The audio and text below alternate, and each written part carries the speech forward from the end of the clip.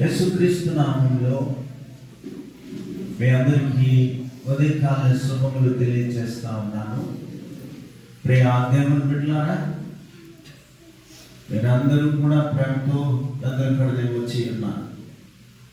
అందుని బట్టి దేవునికి మీ పక్షమున కృతజ్ఞతాస్తుతులు చెల్లిస్తున్నాను. అదే రీతిగా చదవబడినటువంటి చదవబడిన వాక్యం వెనక వచ్చిన వారి వాక్యాన్ని చూడండి. యెహోషువ గ్రంథము 15వ అధ్యాయము 19వ వచనం. అందుకు ఆమె నాకు దీవెన దయచేయము, నీవు నాకు దక్షిణ భూమి ఇచ్చి ఉన్నావు కనుక నీటి మడుగులను నాకు దయచేయమనగా అతడు ఆమెకు మెరక మడుగులను పల్లపు మడుగులను ఇచ్చాడు. మొదటి లైన్లోనే మన అంశం. అందుకు ఆమె నాకు దీవెన దయచేయము. ఇక రెండవ వాక్యంలోకి వెళ్తే మొదటి అధ్యాయం 2వ అధ్యాయంలో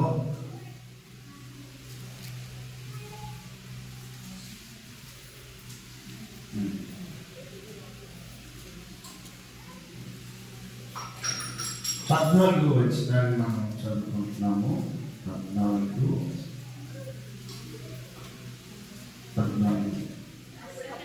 అప్పుడు అతడు లేచి రాత్రి వేళ శిశువును తల్లిని తోడుకొని ఐగుప్తు దేశమునకు వెళ్ళి ఐగుప్తులో నుండి నా కుమారుని పిలిచి తిని అని ప్రవక్త ద్వారా ప్రభు సెలవిచ్చిన మాట నెరవేర్చబడినట్లు ఏ రోజు మరణం వరకు అక్కడే ఉండేనని వాక్యం.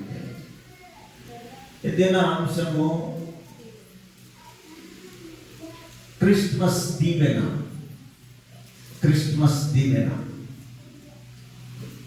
నేను అందరూ యూట్యూబ్లో చూసారో లేదో తెలియదు, కానీ వాగ్దాన లాస్ట్ వీక్ ఏంటి ప్రవచనం నెరవేర్పు లేదంటే వచ్చింది, చూసాము. చాలా బాగా ఉంది. మీరు చూసారో లేదో ఒకసారి చూడండి. ఈ దినము క్రిస్మస్ దీవెన. ఈ మాట చెప్పాలని సిద్ధపడి ఉన్నాను. కాబట్టి మీరందరూ హృదయపూర్వకంగా వినాలని ప్రేమతో తెలియజేస్తున్నాను. ఇక్కడ ఐగుప్తు దేశంలో నుండి ఇశ్రాయేలీయులు బయలుదేరగా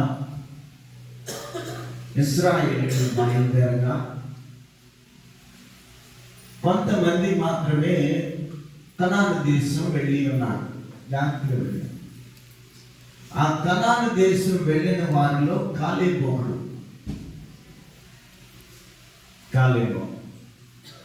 కనుక కాలేబు వెళ్ళిన తర్వాత తనకు ఒక కుమార్తె ఉంది. ఆ కుమార్తె పేరు అక్ష.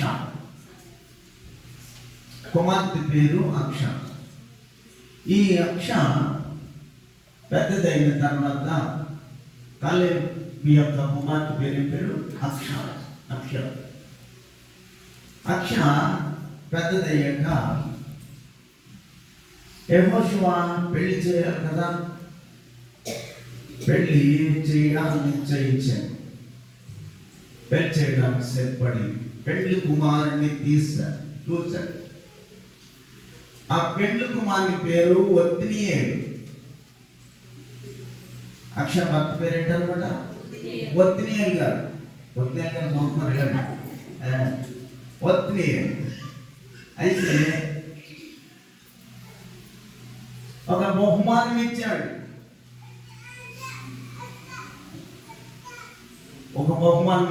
తండ్రి. ఎవరు? కాలేబు. ఎవరికి? అక్షానికి ఇచ్చాడు.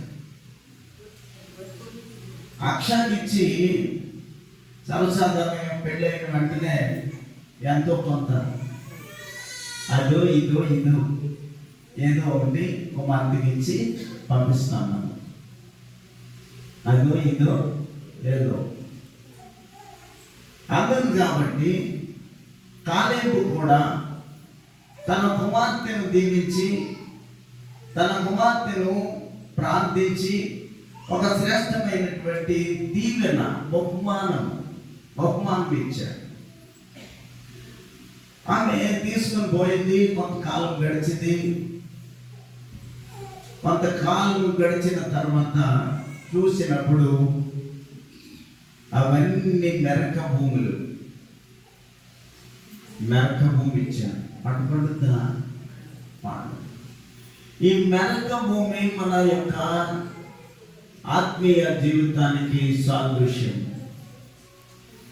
ఈ మెరక భూమి రాళ్లతో ఉన్నది, ఎత్తైన ప్రాంతము. ఇలాంటి ప్రాంతాన్ని కాలేబు తన కుమార్తె అయినటువంటి అక్షాకి ఇచ్చాడు, అల్లుడైనటువంటి ఒత్నియేలుకి ఇచ్చాడు. కొంతకాలం గడిచింది. ఈ మెరక భూము, ఈ రాళ్ళున్న భూమి మన హృదయానికి సాదృశ్యంగా ఉన్నది, మన జీవితానికి సాదృశ్యంగా ఉన్నది, మన బ్రతుకుకు సాదృశ్యంగా ఉన్నది, నీ మనస్సుకు సాదృశ్యంగా ఉన్నది, నీ అంతరంగానికి సాదృశ్యంగా ఉన్నది, నీ వ్యక్తిగత జీవితానికి సాదృశ్యంగా ఉన్నది మెరక భూమి. ఈ మెరక భూమిని ఇచ్చాడు. కానీ ఒత్నియేలు ప్రేమపూర్వకంగా అంగీకరించాడు. కానీ ఎలా ఉంటుందని తెలియదు. రోడ్డు కూడా ఇచ్చేసాం అనుకోండి, అమ్మ నీకు వడ్డానం పెడుతున్నాను, మెడలో ఒక హారం పెడుతున్నాను, చేతులకి ఇలా చేస్తున్నానని. ఈ మధ్య అందరూ 1 గ్రామ్ గోల్డే కదా పెట్టుకుంటున్నారు. అలాంటిది ఏదో కూతురికి ఇచ్చామనుకోండి, తర్వాత ఎన్నో కూడా వస్తాయి. మీ నాన్న ఇలా చేశాడు, మీ అమ్మ ఎలా చేసింది, ఇక మీద నువ్వు ఇంటి దగ్గరే ఉండట. ఇక్కడ జరిగిన సంగతి ఒత్నియేలు ఎప్పుడు ఒక మాట కూడా మాట్లాడలేదు. ఎంత మంచోడు. చివరికి కుమార్తె తెలుసుకుని వచ్చి అడిగింది, నైనా నువ్వు చేసినటువంటి పని నాకు నచ్చలేదు. నా భర్త మాట్లాడకపోయినప్పటికీ నేను మాట్లాడుతున్నాను. నీవు నాకు ఇచ్చిన దీవెన అది విలువైనది కాదు. నీవు నాకు ఇచ్చిన ఆశీర్వాదము నాది విలువైనది కాదు. నీవు నాకు ఇచ్చిన బహుమానము శ్రేష్టమైనది కాదు. గనుక నేను ఈ దినము నిన్ను అడగదలిచి ఉన్నాను, అడగడానికే వచ్చాను అని తన తండ్రిని నిలదీసినటువంటి సంఘటన ఈ పేరాలో చూస్తున్నాం. అనగా 13 నుండి 19 వరకు. వెంటనే గ్రహించినటువంటి తండ్రి శ్రేష్టమైనటువంటి పల్లపు భూమిని ఇచ్చి ఉన్నాడు, పంట భూమిని ఇచ్చాడు. అమ్మా నేను తప్పు చేశాను, నీ పట్ల నేను అవిధేయుడనే ఉన్నాను, నీ పట్ల నేను నిర్లక్ష్యంగా ఉన్నాను, నీ పట్ల నేను ఎంతో అజాగ్రత్తగా ఉన్నాను, కనుక నన్ను క్షమించు.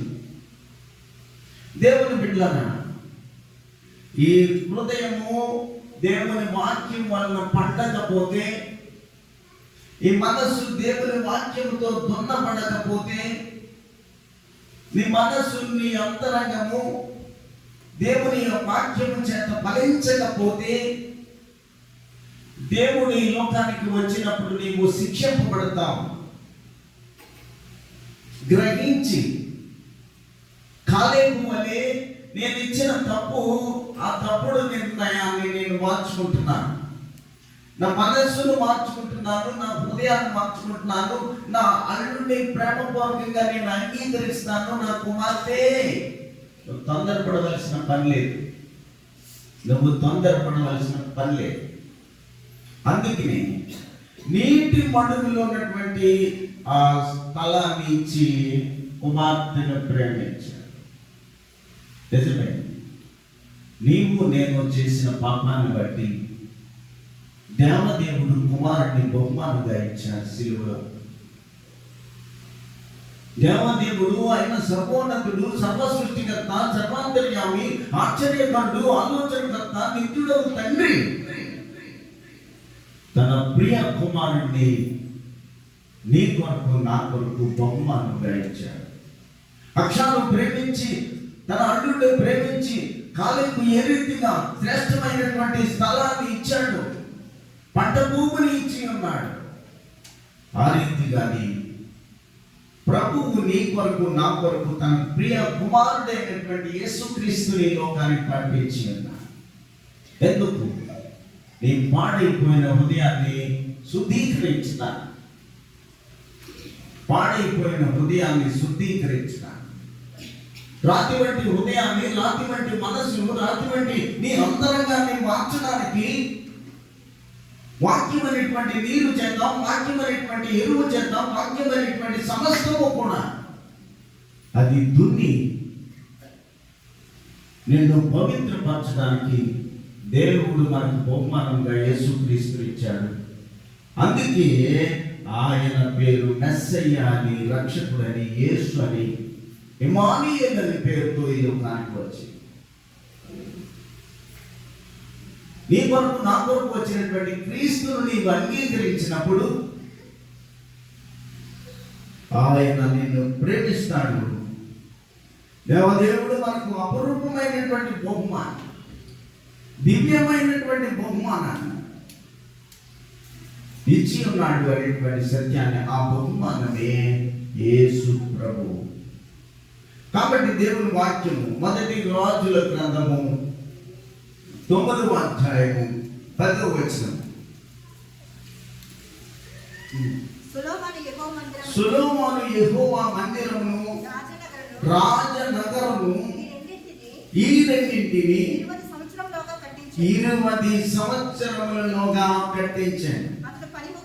అతను పని ముగించిన తర్వాత తూరు రాజైన హీరాము సొలొమోను కోరినంత మట్టు దేవదారి మానులను, సరళ వృక్షపు మ్రానులను, బంగారమును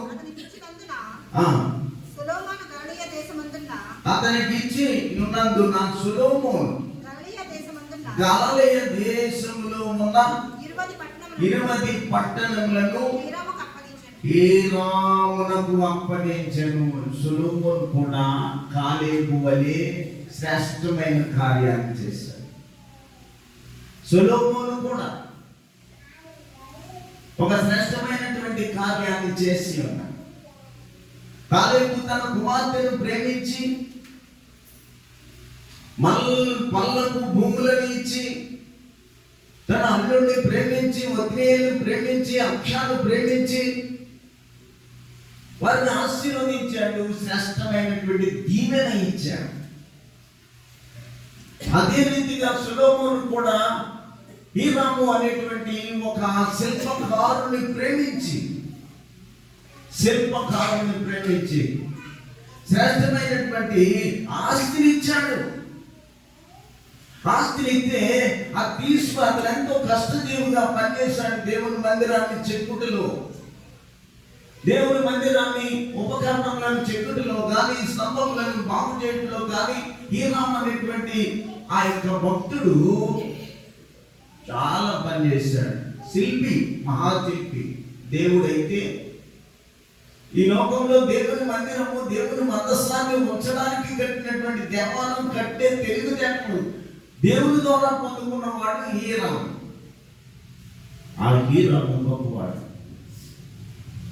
అతను చేసిన పనిని బట్టి, అతను చేసినటువంటి ఆ శిల్పకారి పనిని బట్టి ఎంతో చక్కనైనటువంటి బహుమానం ఇచ్చినట్టు కోరినంత మట్టుకు దేవదాను రాళ్ళను, సర్వవృక్షములను, రాళ్ళను, బంగారమును అతనికి ఇచ్చి ఉన్నందున సొలొమోను గలిలయ దేశంలో ఉన్న 20 పట్టణాలను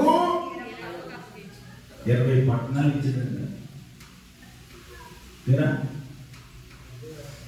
ఎవడన్నా బహుమానం ఇస్తే ఎంత ఉంటుంది? 20 పట్టణాలు ఇచ్చాడు. 20 పట్టణాలు ఆ శిల్పకారుడైనటువంటి హీరాము సొలొమోను ఇస్తే,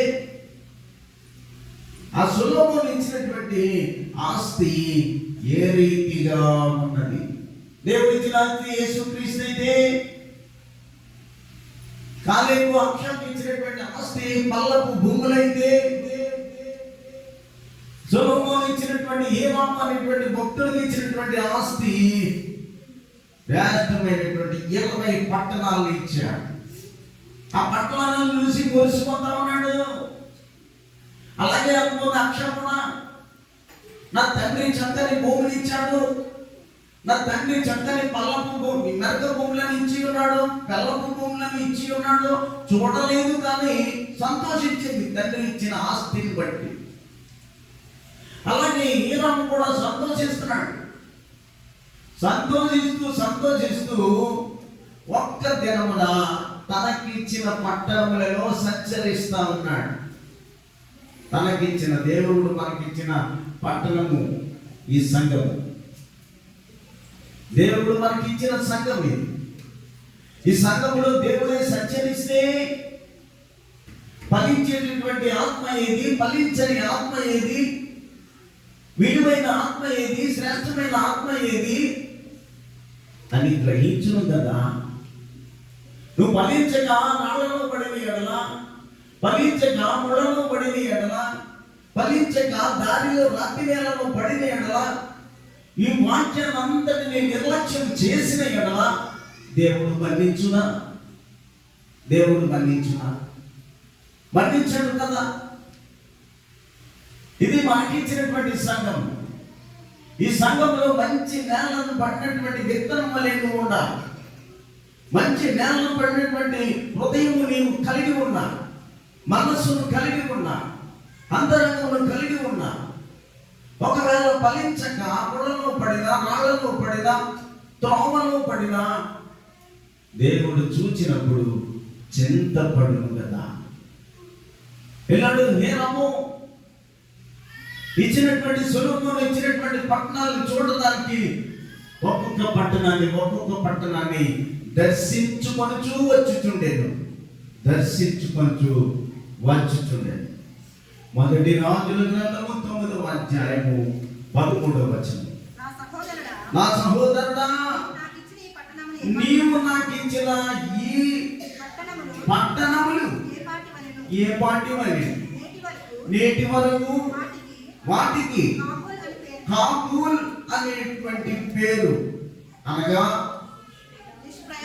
నిష్ప్రయోజనము. ఒక మనిషికి సహాయం చేస్తే అది నిష్ప్రయోజనము. 20 పట్టణాలు ఇచ్చాడు అని తృప్తి ఉన్నది, కానీ అవి ఎందుకు పనికిరాని పట్టణాలను ఇచ్చాడు. అతను ఎంత కష్టపడ్డాడు. ఒక్కొక్క రాత్రిని తీసి దేవుని మందిరానికి ఉపయోగించి శ్రేష్టమైనటువంటి పని చేస్తే ఫలితం లేని పట్టణాలను ఇచ్చాడు, ఫలాలు లేని పట్టణాన్ని ఇచ్చాడు. సొలొమోను చేసినటువంటి ఈ పనికి దుఃఖిస్తున్నాడు. కాబూల్ అంటే నిష్ప్రయోజనం. అందుకే పౌలు అంటాడు కదా, ఫిలోమోను పత్రికలో అంటాడు, ఫిలోమోను ఒక బిషప్ అయితే అక్కడికి వారు తన దగ్గర పనిచేసే సేవకుని అంటాడు, ఇంతగాడు మునుపు నిష్ప్రయోజనమైన వాడు, ఇప్పుడు ప్రయోజనకరమైన వాడు. కనుక ఈ సొలొమోను చేసినటువంటి కారణం ఏమిటి అంటే నిష్ప్రయోజనమైన పట్టణాలని 20 పట్టణాలను ఇచ్చాడు. ఒకవేళ మనకు పనికిరానటువంటిది దేవుని కుమారుని ఇక్కడికి ఇస్తే, ఇలాంటి వాడిని, నాలాంటి వాడిని దేవదేవుడు ఈ లోకానికి కుమారునిగా ఇస్తే నీ పాపములు పోవునా, నీ శాపములు పోవునా, నీవు శుద్ధీకరించబడతావా, నీవు పవిత్రపరచబడతావా? కానీ దేవుడు ఆలోచన చేశాడు, నా ప్రియకుమారుని భూలోకం పంపిస్తే మానవాళి యొక్క రక్షణార్థం రక్తార్థమై పాప పరిహారమై ఆయన ప్రాణం పెడతాడని ఆలోచన చేసి తన ప్రియ కుమారుని ఈ లోకానికి పంపించాడు. సొలొమోను వలె కాదు కానీ, కాలేబు వలె కాదు కానీ, తన పాపాన్ని తెలుసుకుని కాలేబు ఏం చేశాడంటే ఫలం పోమించిన తర్వాత తెలుసుకుని ఇచ్చాడు. కానీ దేవుడు అలా చేయలేదు.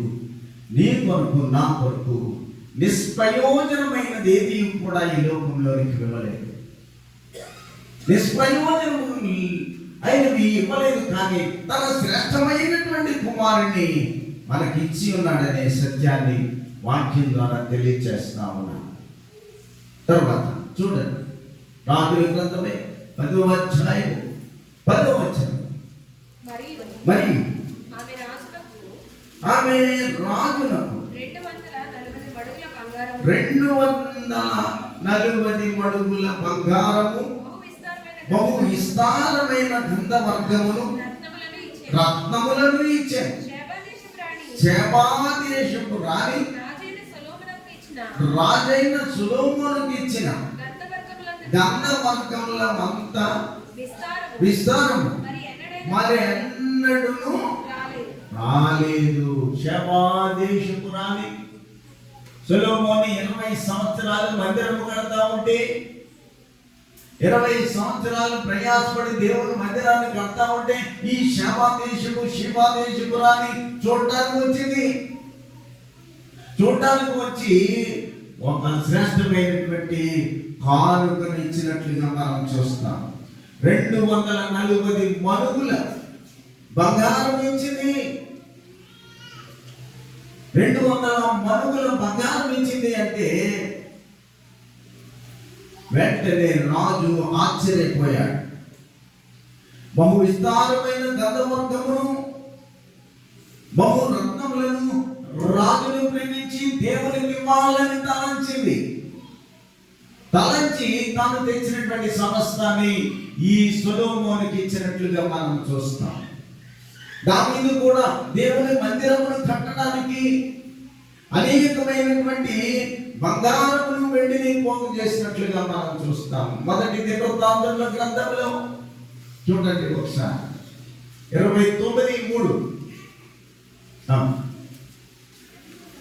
మరియు నా దేవుని మందిరము మీద నాకు కలిగి ఉన్న మక్కువ చేతను ఆ ప్రతిష్ఠితమైన మందిరము నిమిత్తము సంపాదించి ఉన్న వస్తువులు గాక నా స్వంతమైన బంగారమును వెండిని నా దేవుని మందిరము నిమిత్తము నేను ఇచ్చెదను. అంటే దేవుని మీద ఏముందంట ఆయనకి? మొదటి లైన్లో మీరు చదవాలి, చూడండి ఒకసారి. మక్కువ అంటే దేవుని మీద మక్కువ ఉన్నది. దేవుని మీద మక్కువ ఉన్నది కాబట్టి ఆయన చేసినటువంటి గొప్ప కార్యం ఏంటి? మందిరము కట్టాలి అంటే నా వల్ల కాదు కాబట్టి, కట్టడానికి నేను ప్రయాసపడాలి అంటే నా కుమారుని సిద్ధం చేయాలి కాబట్టి అతను విలువైనటువంటి బంగారం ఇచ్చినట్లుగా మనం చూస్తాం. అంటే దేవుని వల్ల మక్కువ. దేవునికి ఉన్న తీర్మానం ఏమిటి? పరలోకంలో ఉన్నటువంటి క్రీస్తు భూలోకము వస్తే భూలోకంలో ఉన్న మానవాళి యొక్క పాపములను పరిహరిస్తాడనేటువంటి మక్కువ దేవునికి ఉన్నది. నీ మీద నా మీద దేవుని మీద మక్కువ ఉన్నది కాబట్టి దావీదు ఏం చేస్తున్నాడు? ఇక్కడ ఉన్నతమైన బంగారాన్ని, శ్రేష్టమైనటువంటి బంగారాన్ని ఇచ్చినట్లుగా మనం చూస్తాం. 4వ వచనాన్ని కూడా మనం చదువుకుంటే, గదులు, గోడల రేపు, బంగారపు పనికి బంగారములు, వెండి పనికి వెండి పని, పనివారు చేయు ప్రతి విధమైన పనికి ఒక్కలు చెప్పండి, ఒక్కలు చెప్పండి, ఒక్కలే చెప్పండి. రైట్. పవిత్రమైన పనికి 6,000 మణుగుల ఓపీరు బంగారములు, 14,000 మణుగుల పుటమి వేయబడిన బంగారాన్ని ఇచ్చాడంట దేవునికి. అంటే దేవుడు మన మీద మక్కువ కలిగి ఉన్నాడు కనుక తన కుమారుని లోకానికి పంపించాడు. కాబట్టి దావీదు కూడా దేవుని మీద మక్కువ కలిగి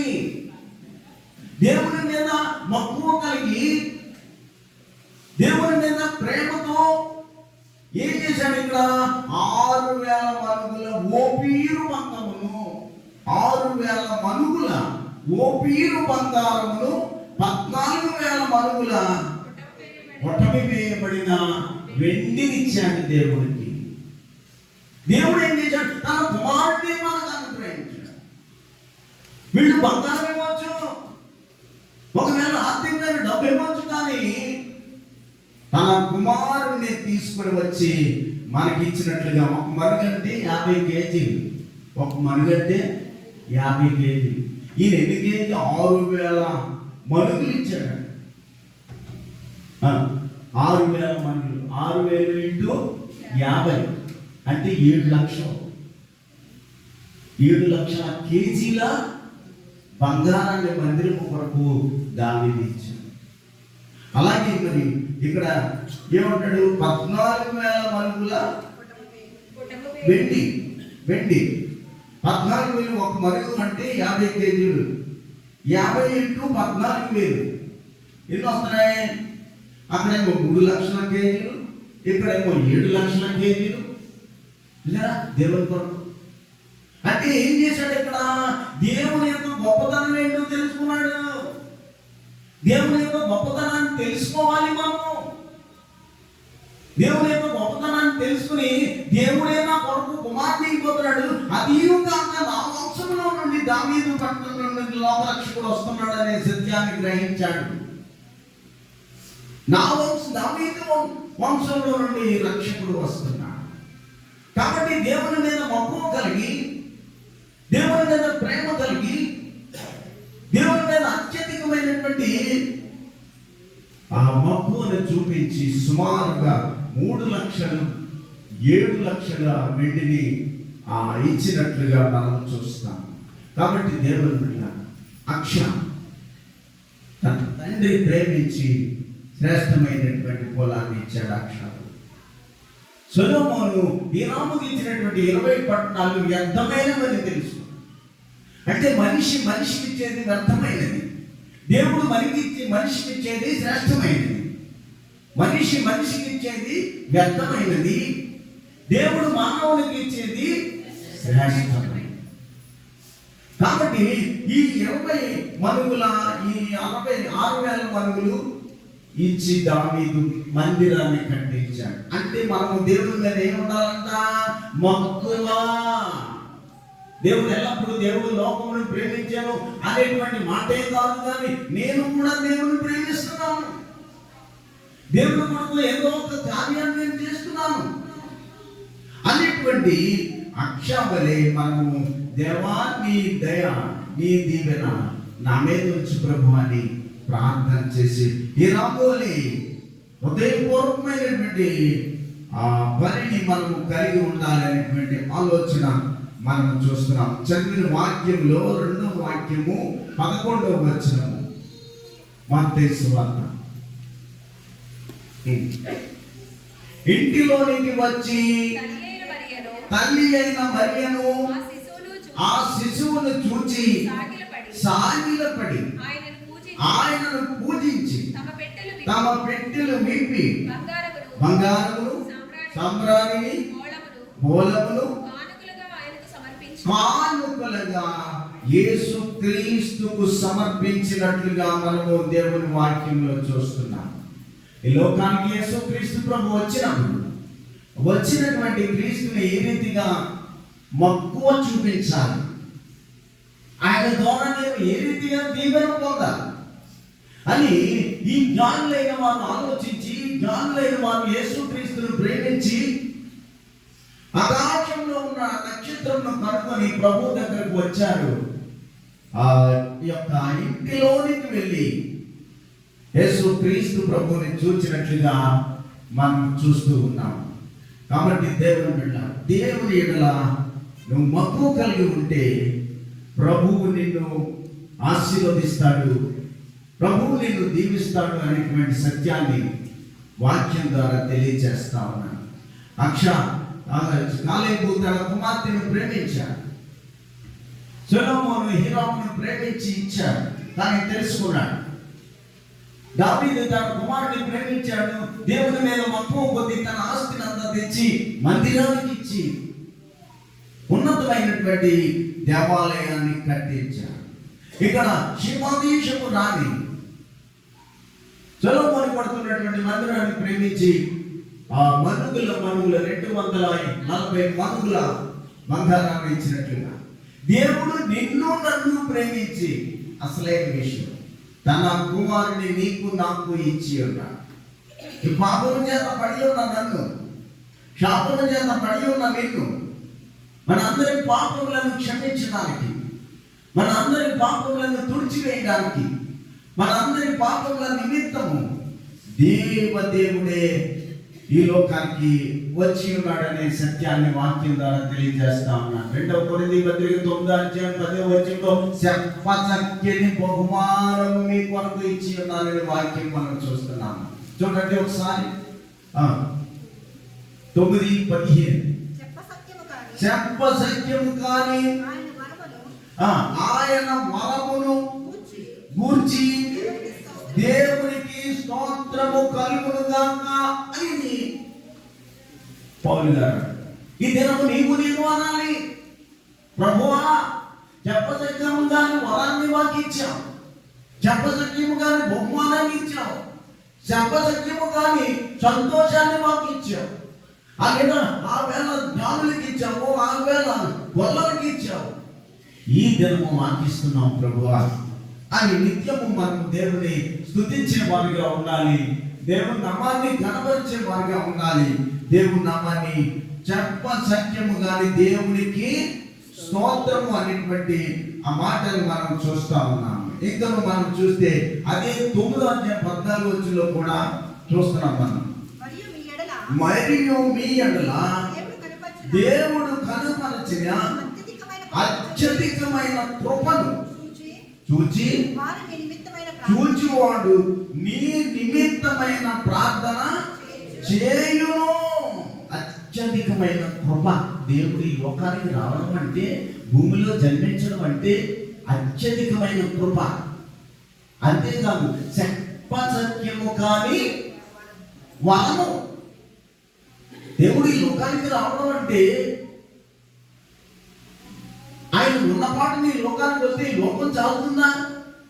అందుకే మానవ రూపము ఆ దైవత్వాన్ని విడిచిపెట్టి మానవత్వాన్ని కలిగి నీ పాపముల కొరకు, నా పాపముల, మనందరి పాపముల కొరకు రక్షకుడిగా ఈ లోకానికి వచ్చి ఉన్నాడు. అది ఏమిటి? ఆ దీవెన ఏమిటి అంటే కృప. ఆ దీవెన ఏమిటి అంటే వరము.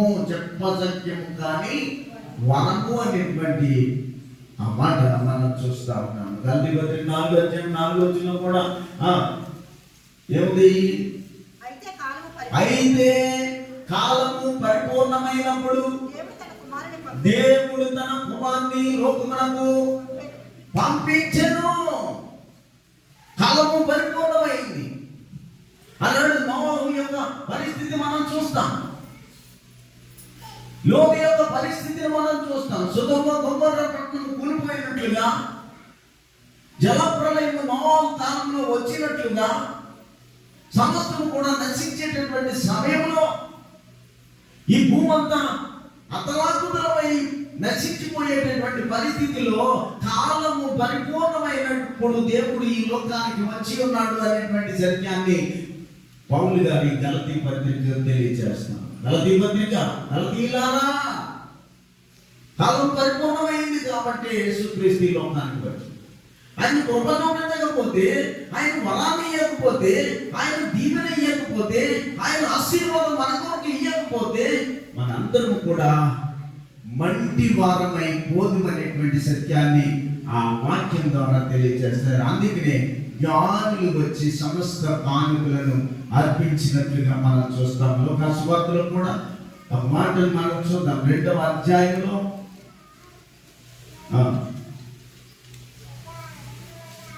చూడండి 20వ వచనం. అంతటా గొర్రెల కాపరులు తమతో చెప్పబడినట్టుగా తాము విన్న వాటిని కన్న వాటిని గూర్చి దేవుని మహిమ పరచుచు స్తోత్రము చేయించు తిరిగి వెళ్ళిరి. స్తోత్రము స్తోత్రము స్తోత్రము. అలాగే మత్తయి సువార్తలో స్తోత్రము చేసిరి. దేవదూతలందరూ కూడా సర్వోన్నతమైన స్థలములలో దేవునికి మహిమ. వారు చూడండి 14 వచ్చిన అదే లోకస్వార్త 2వ అధ్యాయం. సర్వోన్నతమైన స్థలములలో దేవునికి మహిమ, ఆయనకి ఇష్టలైన మనుషులకు భూమి మీద సమాధానం కలుగును గాక అని దేవునికి ఎక్కడేం చేశాం? వాళ్ళు దేవుని మహిమ పరచుచు స్తోత్రము చేయించు వెళ్ళి. కాబట్టి దేవుని కొరకు మనం జీవించాలి. నిన్ను నీవే దేవునికి కానుకగా చేసుకోవాలి. నా తండ్రి ఉన్న పాటలు నీవు వస్తే నేను సిద్ధపడి ఉన్నాను. నా కొరకు బహుమానాన్ని నీ కుమారుని పంపించావు కనుక నీ కొరకు నేను నీ రాజ్య స్థాపనలో నేను ఉండడానికి సిద్ధపడి ఉన్నాను. వాక్యం చేత కట్టబడ్డాను, ప్రార్థన చేత కట్టబడ్డాను, నీకు స్తుతి చెల్లించుట్లో నేను కట్టబడి ఉన్నాను అనేటువంటి సత్యాన్ని మనలను మనం బలపరుచుకొని దేవునికి కృతజ్ఞతాస్తుతులు చెల్లించేవారుగా. దోతలు వచ్చారు, దోతలే స్తోత్రం చేసి. గొల్లలు వచ్చారు, గొల్లలే స్తోత్రం చేసి. జ్ఞానులు వచ్చి జ్ఞానులే స్తోత్రం చేసి. మనం చెయ్యాలి కదా. ఆయన రాకను ప్రేమపూర్వకంగా అంగీకరించాలి. ఆయన రాకను ప్రేమపూర్వకంగా అంగీకరిస్తే ఆయన మన కొరకు బహుమానంగా ఈ లోకానికి వచ్చి ఉన్నాడు అనేటువంటి సత్యాన్ని నేను తెలియజేస్తా ఉన్నాను. చివరిగా పాడాలని ఉన్నది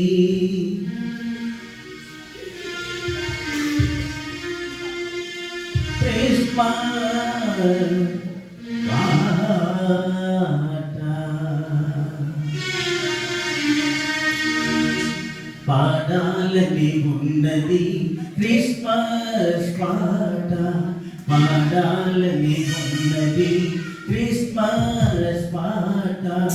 ఆ పాటకు నా పాపము అడ్డుగా ఉన్నది, ఆ పాటకు నా పాపము అడ్డుగా ఉన్నది. పాపాలను కడుగువాడ పాపి మోచకుడ, పాపాలను కడుగువాడ పాపి మోచకుడ. నా పాపం బాపుటకై ఇలలో జన్మించితివా, నా పాపం బాపుటకై ఇలలో జన్మించితివా. పాడాలని ఉన్నది క్రిస్మస్ పాట, పాడాలని ఉన్నది క్రిస్మస్ పాట.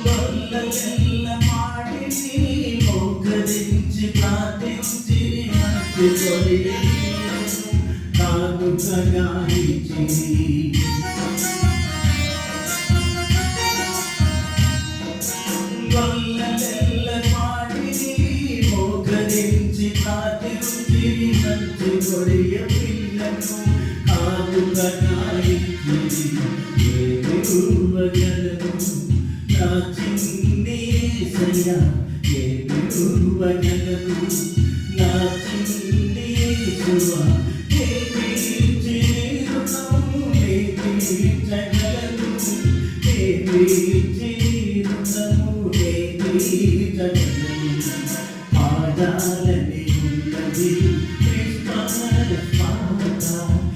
పాడాలని ఉన్నది క్రిస్మస్ పాట.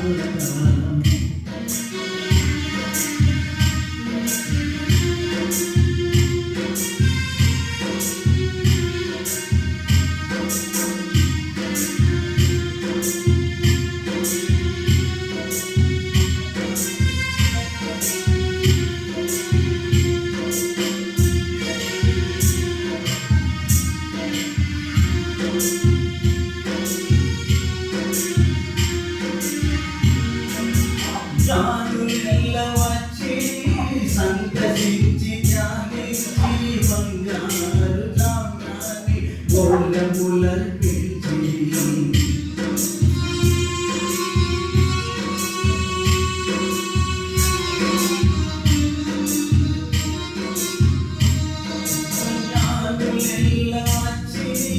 సందర్శించి ధ్యానించి బంగారు జామ్రాన్ని గోలములర్పించి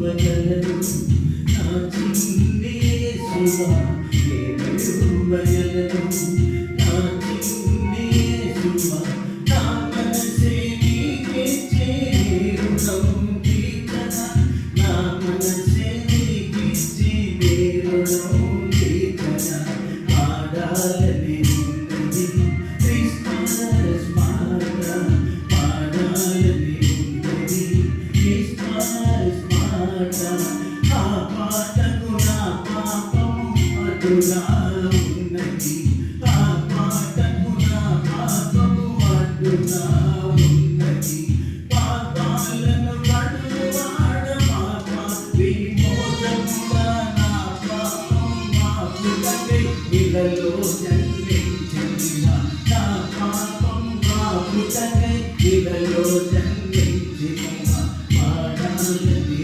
ఉన్నది క్రిస్మస్ పాట పాడాలని ఉన్నది క్రిస్మస్ పాట. ప్రియా దేవుని బిడ్డలారా, దేవుని ఎడల మనం మక్కువ కలిగి ఆయన రాకను ఆహ్వానించే వారిగా ఉండాలి.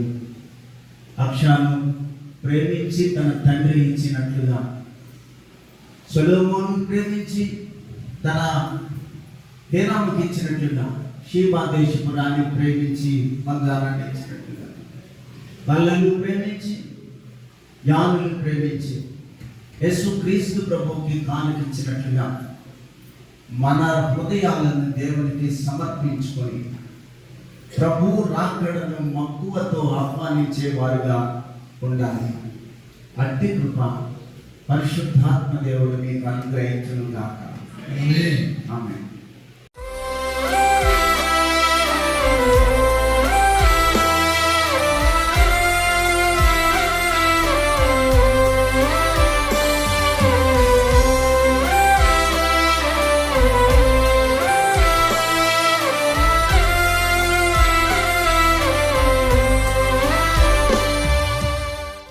మా కుటుంబంలో జరిగిన సాక్ష్యం అండి. ఇది యాక్చువల్గా మా నాన్నగారు చెప్పాల్సిన సాక్ష్యం. ఈ వారంలో గత మంగళవారం మేము షాపింగ్ అని బయలుదేరాము. నేను మా వైఫ్ మా బాబు సిఎంఆర్లో ఆగితే డాడీని మమ్మీ టైటన్ వాచ్ షోరూంలో బ్యాటరీ వేయించుకోవడం కోసం ఆగారు. బ్యాటరీ రిపేర్ అయిపోయిన తర్వాత అది వాచ్ రిపేర్ అయిపోయిన తర్వాత మొబైల్ నెంబర్ అడిగారు. మొబైల్ నెంబర్ అడిగితే 9 అని చెప్పి రిమైనింగ్ నెంబర్ చెప్పడానికి, అంటే actually he wanted to tell, కానీ ఈ నోట్ నుంచి మాట రావట్లేదు అండ్ ఈయన ఏంటి చెప్పట్లేదని మమ్మీ ఇలా ఆగి చూస్తే డాడీ నోట్ నుంచి ఇలా నొరగలా వచ్చిందంట. అయితే తర్వాత బండి కూడా కొంచెం హ్యాండిల్ చేయలేకపోతుంటే ఇక్కడ మేము గొప్పగా చెప్పుకోవాల్సిన విషయం ఏంటంటే మా అమ్మ ధైర్యం. ఆవిడ అంత జరిగినా ఏమాత్రం భయపడకుండా టైటాన్ దగ్గర నుంచి సిఎంఆర్లో ఉన్న మా దగ్గరికి నడుచుకొని వచ్చింది. ఈయన బండి డ్రైవ్ చేసుకుంటూ ఆగిపోమన్నా ఆగిపోకుండా మెల్లగా వెనకాల వచ్చేస్తుంటే ఈయన్ని కనిపెట్టుకుంటూనే సిఎంఆర్లోకి వచ్చింది. మేము గ్రౌండ్ ఫ్లోర్లోనే చీరలు చూస్తుంటే గవ్వగా పరిగెట్టుకొని వచ్చి ఇలా నాన్నకి బాగాలేదు, నిలబడలేకపోతున్నాడు, ఒకసారి వెళ్ళి చూడంటే ఒక చెయ్యి గ్రిప్ లేదు అండ్ వాయిస్ సరిగ్గా రావట్లేదు. సరే ఆటో బుక్ చేసి వస్తాను, మీరు ఇంటికి వెళ్ళిపోండి అంటే లేదు నేను కొద్దిసేపు ఇక్కడే కూర్చుంటాను, మీరు షాపింగ్ చేసుకోండి పర్వాలేదు నేను కూర్చుంటానంటే యాక్చువల్గా వాళ్ళు చీరలు చూస్తున్నారు బట్ వాళ్ళ మైండ్ అలాగే ఉంది. నేను మా డాడీని అబ్జర్వ్ చేసుకుంటూనే ఉన్నాను. ఆ క్షణం నుంచి మాకు ఏం చేయాలో అర్థం కావట్లేదు. మాకు అర్థమైంది ఏంటంటే ఆయనకి స్ట్రోక్ వచ్చింది. ఆల్రెడీ ఇంతకుముందు పోయిన సంవత్సరం కాకుండా అంతకు ముందు సంవత్సరం క్యారల్స్, రేపు క్యారల్స్ అనగా మార్నింగ్ బయలుదేరడానికి అంతా సిద్ధపడుతున్నారు. ఈయనకి సడన్గా నేను ఎగ్జామ్ మీద రాయడానికి వెళ్తే అప్పుడు సేమ్ ఇలాగే మూతి పక్కకి వెళ్ళి వాయిస్ రాలేదు, స్ట్రోక్ వచ్చిందంటే నేను రాగానే న్యూరో స్టార్ అశోక్ కుమార్ గారికి చూపిస్తే బ్రెయిన్లో క్లాట్స్ ఉన్నాయన్నారు. ఇలా చెప్పగానే ఇమీడియట్గా ఫస్ట్ పాస్టర్ గారికి ఫోన్ చేసి ప్రార్థన చేయించడానికి, అయ్యా ఎలా అంటే పాస్టర్ గారు మాధవపట్నంలో ఎక్కడో గృహ దర్శనానికి వెళ్ళారంట, ఇలా 1:30కి మేము టెస్ట్కి వెళ్తామని చెప్పారు.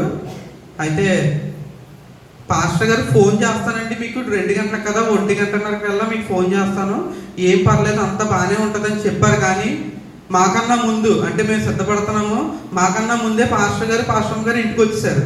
ఇంటికి వచ్చి ఇంకా ప్రేయర్ చేస్తున్నారు. మేము ఇంట్లో లేము, డాడీ మమ్మీ ఉన్నారు. ముగిస్తున్నప్పటికి మేము వచ్చాము. వస్తే ఒకటే చెప్పారు, ఇది కేవలం సాక్ష్యం కొరకే, మీకు ఏం కాదు, మీరు బాగానే ఉంటారు, దేవుని సేవ చేసినోడు దేవుడు ఎప్పటికీ విడిచిపెట్టాడు, నేను అది గట్టిగా నమ్ముతున్నాను అన్నారు. మాకు పాస్టర్ గారి ప్రార్థనలు అంతే విశ్వాసంతో మేము డాక్టర్ దగ్గరికి వెళ్ళాము.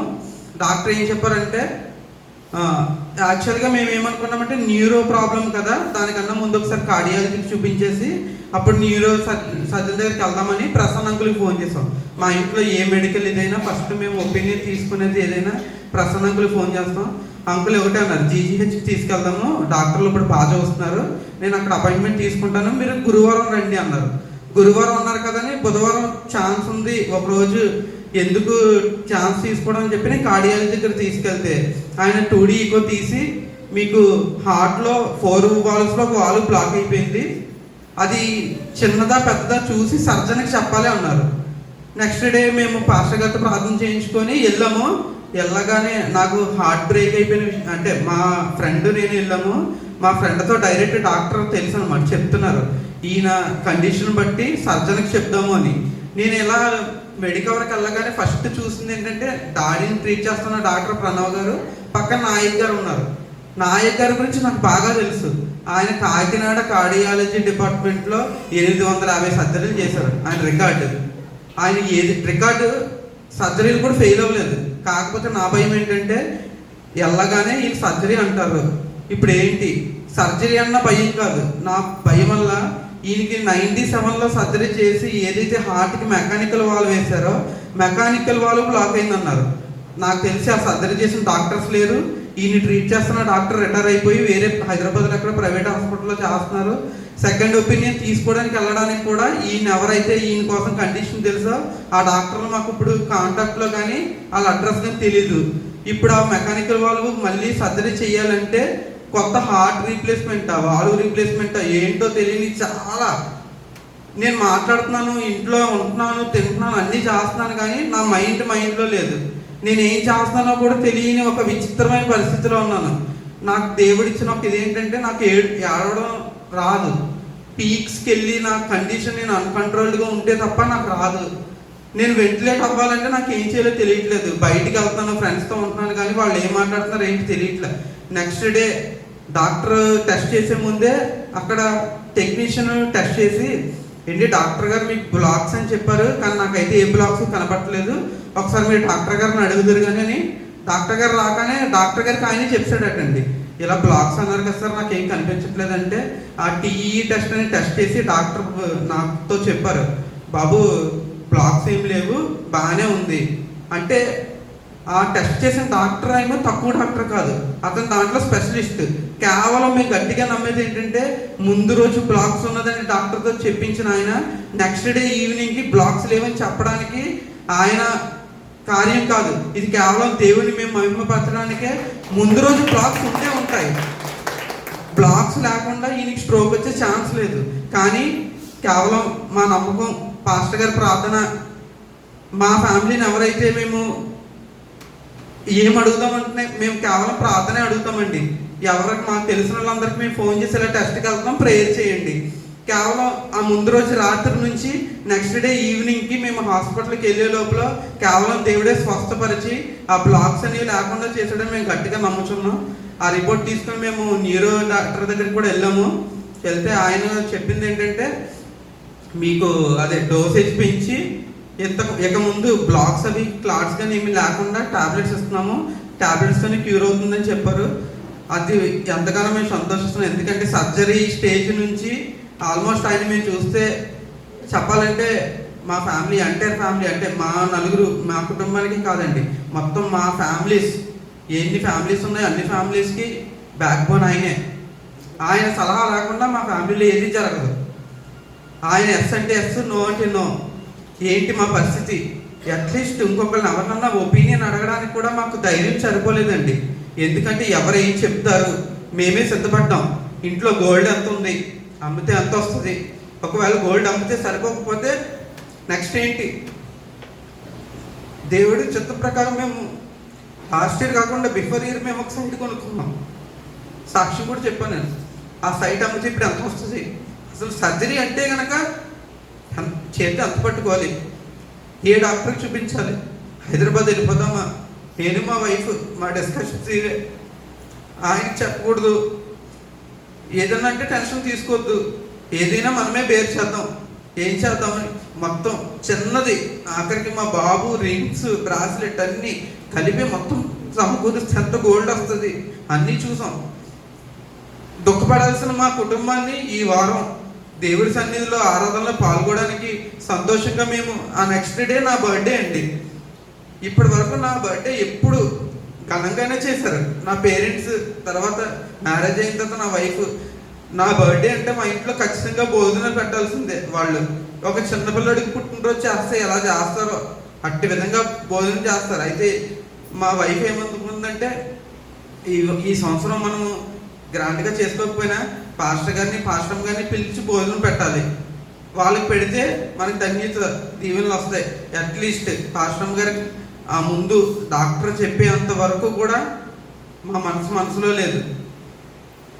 ఆ నెక్స్ట్ డే ప్రతి సంవత్సరం ఎలా జరుగుద్దో అలాగే నా ఫ్రెండ్స్ పాస్టమ్ గారు వచ్చి నా పుట్టినరోజు గుర్తు పెట్టుకొని పాస్టమ్ గారు వచ్చి అయ్యా ఇంటికి రండి అంటే ఎందుకో కూడా చెప్పలేదు. పాస్టమ్ గారు వచ్చి చెప్పారంట ఇలా వాళ్ళ మనోహర్ బర్త్డే అని. అంటే ఒక దుఃఖ దినాలుగా ఉన్న మా దినాల్ని దేవుడు సంతోష దినాలుగా మార్చాడు. అందుని బట్టి సంతోషిస్తున్నాము. మా కుటుంబాన్ని ప్రేమించి అనుదిన ప్రార్థనలో జ్ఞాపకం చేసుకోమని అడుగుతున్నామండి. మాకు ప్రార్థనే ప్రాముఖ్యంగా మేము అడుగుతున్నాము. కేవలం మీ ప్రార్థనలో ఒక 2 నిమిషాలు మా కుటుంబానికి ఎస్పెషల్లీ మా ఫాదర్ కోసం మీరు జ్ఞాపకం చేసుకొని ఆయనకి దేవుడు ఆరోగ్యం ఇచ్చి సండే స్కూల్ కార్యక్రమంలో మరింతగా పాల్గొనే విధంగా మీరు ప్రార్థనలో జ్ఞాపకం చేసుకోమని ప్రత్యేకంగా పాస్టర్ గారికి నా వందనాలు చెల్లించుకుంటూ నా సాక్ష్యాన్ని ముగిస్తున్నాను.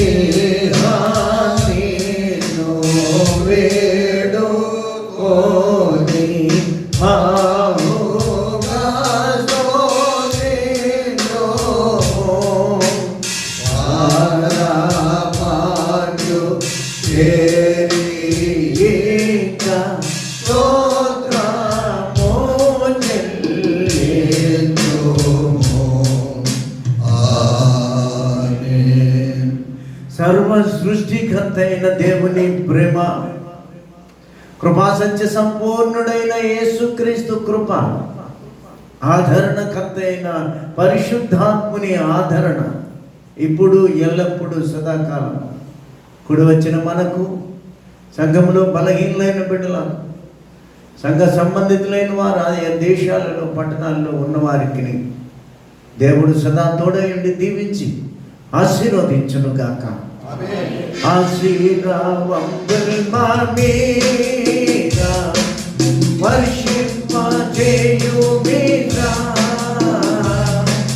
ఆశతో నమ్మియున్నాము నీ సత్యమాధారము ఈ మహిమేన కృపణించుము దేవా.